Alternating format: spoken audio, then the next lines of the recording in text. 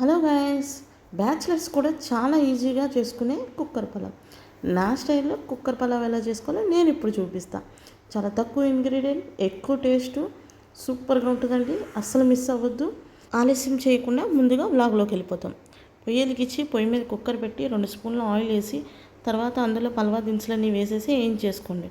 అవి బాగా వేగాక ఉల్లిపాయలు పచ్చిమిరపకాయలు కూడా యాడ్ చేసి బాగా వేయించండి. ఇవి తొందరగా వేగడానికి కొంచెం ఉప్పు వేసుకోండి. తొందరగా ఉల్లిపాయలు అనేది వేగిపోతాయి. గోల్డ్ షేడ్ వచ్చాక అల్లం వెల్లుల్లి పేస్ట్ 2 స్పూన్స్ వేయండి. సండే వచ్చిందంటే మా ఇంట్లో మామూలుగా ఉండదండి. ఒకరు చికెన్ అని, ఒకరు మటన్ అని, ఫ్రాన్స్ అని మామూలుగా ఇసుకించరు. మీ ఇంట్లో కూడా ఇంతేనా? వంట అయితే వచ్చని మనం కనుక బిల్డప్ ఇచ్చుకుని అన్ని రకాలు వండితే మన పని ఇంతేనండి. వాళ్ళ వచ్చి అడిగినవన్నీ వండి పెట్టలేక అల్లాడిపోతాం. అందుకని వంట ఎప్పుడు పర్ఫెక్ట్గా చేయకూడదని నాకు అర్థమైందండి. నెక్స్ట్ పెద్ద సైజు ఒక టమాటా ఒకటి కట్ చేసుకుని వేసుకున్నాను అండి. తర్వాత కొత్తిమీర పుదీనా కూడా యాడ్ చేసేసాను. ఇవి బాగా హై ఫ్లేమ్లోనే వేపండి. దగ్గరుండి వేపుకొని, నేను మాడిపోతే బాగోదు. ఓవర్ నైట్ చికెన్ అంతా మసాలా పట్టించి పెట్టినండి ఫ్రిడ్జ్లో. చాలా బాగుంటుంది. ఇంకొక మసాలా పట్టి టేస్ట్ సూపర్ ఉంటుంది అనమాట. ఇందులో పెరుగు, ఉప్పు, కారం, పసుపు, బిర్యానీ మసాలా, దాని ఎరువుల పొడి వేసేసి కలిపి పెట్టుకున్నానండి ఫ్రిడ్జ్లో. తర్వాత కుక్కర్ పెట్టేశాను. పైనుంచి కింద దాకా కలిపి. విజిల్ ఏమి వేయకండి, విజిల్ పెట్టకుండా ఒక 10 నిమిషాలు ఉంచేస్తే ముక్క అనేది ఉడుకుతుంది 50%. తర్వాత నేను ముందుగా ఒక గంట సేపు నానబెట్టుకున్న బాస్మతి రైస్ కూడా యాడ్ చేసేసుకుంటున్నాను. అవి వేసేసుకొని ఇట్లా కలుపుకోండి.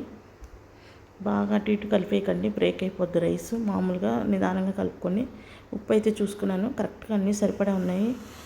నెక్స్ట్ ఏంటంటే ఇందులో కొత్తిమీర పుదీనా కూడా యాడ్ చేసేయాలి. ఈ ఆదివారం వస్తే చూసిందే వంటింట్లో ఎక్కువ ఉంటామండి మన ఆడవాళ్ళు.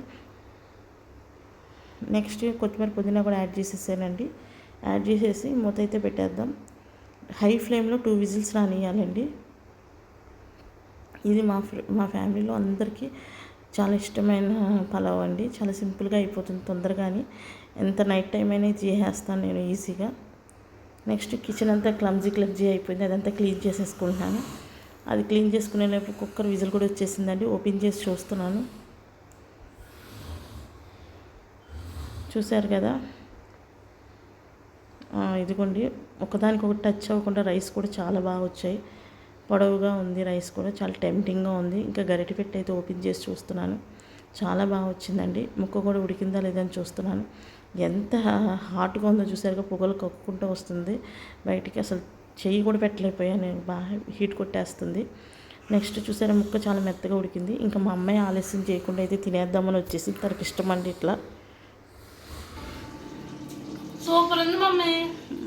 ఓకే అండి, ఈ పలావ్ మా పాప బాగా నచ్చింది. ఐ హోప్ ఈ వీడియో మీ అందరికీ నచ్చింది అనుకుంటున్నానండి. మరిన్ని వీడియోస్ కోసం మా ఛానల్ని సబ్స్క్రైబ్ చేయండి. Please like, share, subscribe my channel అండి. Thank you watching my video అండి.